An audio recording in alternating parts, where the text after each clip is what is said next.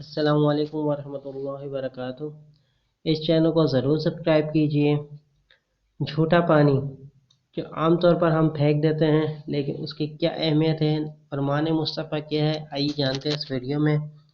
फरमान मुस्तफ़ा सल्लल्लाहु अलैहि वसल्लम है। आजी की एक अलामत ये भी है कि आदमी अपने मुसलमान का भाई का झूठा यानी बचा हुआ पानी पी ले।